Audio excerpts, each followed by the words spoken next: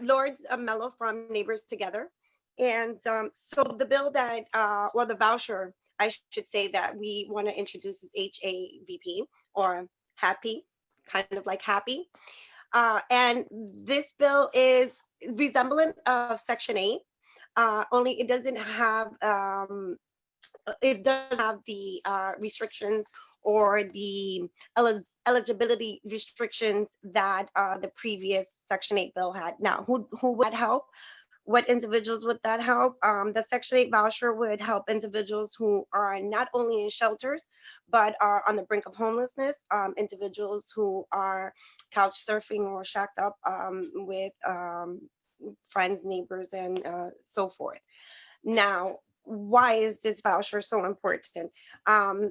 As my comrades stated before, Seven and Lisa said it perfectly. We're not trying to throw landlords under the buses. We're not trying to forget that they are also individuals who need to survive. But the homeless have been undercounted. The homeless crisis has not been due to the COVID virus, but rather it has increased by it. It has been increased by it. We've had 92,000 individuals that are homeless. How does homelessness affect us? In every way possible. It affects our healthcare. How can you possibly have a daily conference stating that individuals should stay 6 feet apart from each other and should stay home and so forth, when individuals have no homes to stay in? The funds are there. The funds are there. If billion-dollar companies can get bailouts, then the funds are there. The real estate, the empty lots, all of those things are there. The resources are there. What we need is for Cuomo and for our elected officials to care a lot more about us and the underprivileged, especially for the Black and Latino community, which has always historically been undercounted, and quite frankly, we've been screwed over for far too long. Again, the money is there. Cuomo himself had been affected by it. His sibling, I believe, was affected by COVID. How much worse would it have been had he not had a home to go to? How much worse would it have been had you not had that restfulness that you require during the infection of the virus? So these are all the things that on a daily basis for years prior to COVID, individuals have been facing. They face healthcare issues. They face emotional issues. They face mental health issues, because it is hard for an individual to say, I want to pay my rent, and even though I am working, I cannot afford to. I want to be able to give you your money. However, that means that I cannot eat for a week. That means that I cannot provide a train ride to the place of employment where I will get the money that I need to eat. And therefore, so all of these things they're aware of. They're aware of all of these things. They're aware of the fact that these vouchers, that these programs are needed.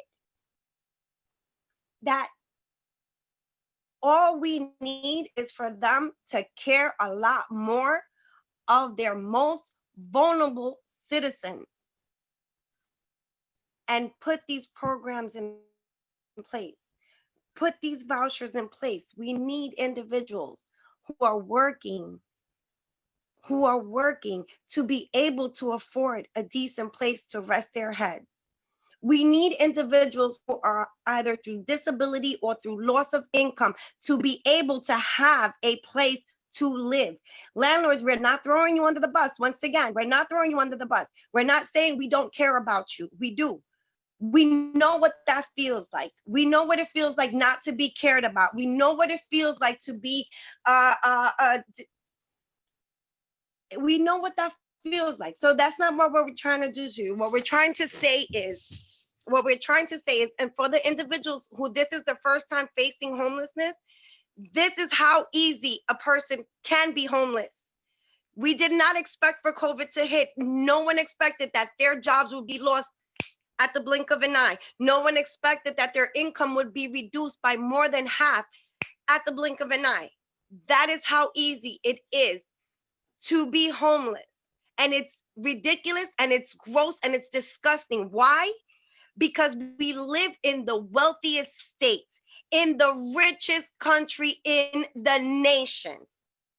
So once again, we can't hear you saying that the funds are not there. They're there. The money is there. Billion-dollar companies who pay no taxes, they got their share. And I've had people come to me most of the time. I have still not received my stimulus check. That one-time check that you gave to people. HAVP would help those individuals that are most vulnerable. It would put New Yorkers back on track. And not only that, it would reduce the spread of COVID. You came on there every single day with a press conference stating how important it is for us to take care of each other, how important it is for us to wear our masks and stay home and protect each other. This is how you show us that you want to protect your citizens. Pass these bills. Put HAVP to work. And that's how you show us that you give two flying Fs about us.